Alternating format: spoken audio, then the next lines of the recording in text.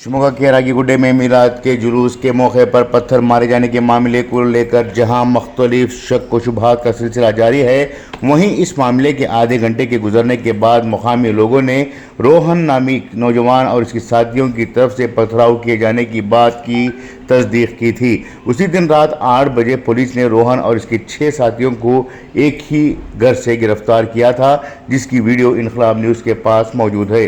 गिरफ्तारी से कबल रोहन और इसके साथी पुलिस के साथ हुज्जत कर रहे थे, जिस पर पुलिस ने उन्हें घसीटते हुए बाहर लाया और अपनी तहवील में लेकर थाने पहुंचे। जिस वक्त रोहन को तहवील में लिया गया था, उस दौरान इसके सर पर किसी भी तरह का जख्म नहीं था। अब इसके सर पर शदीद जख्म होने की बात की जा रही है। सवाल ये उठ रहा है कि क्या वाकई में रोहन और इसके साथियों ने जुलूस पर पथराव किया था।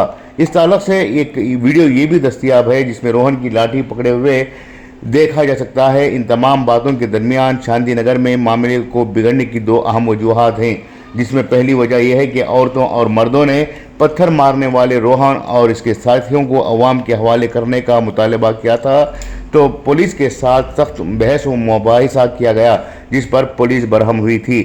इसके बाद इलाके में 144 सेक्शन को नाफिज किए जाने के बाद लोगों को घर वापस जाने की सलाह दी गई थी। बावजूद इसके नौजवानों का एक बड़ा गिरोह वहीं खड़ा रहा और नारेबाजी करता रहा।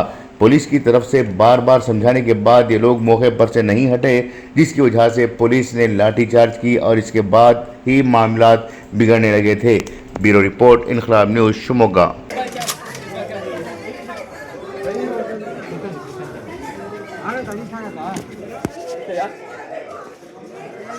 ನಮ್ಮ ಕಿರಣ ನಮ್ಮಮ್ಮ ಏನು ಆಗಲ್ಲ.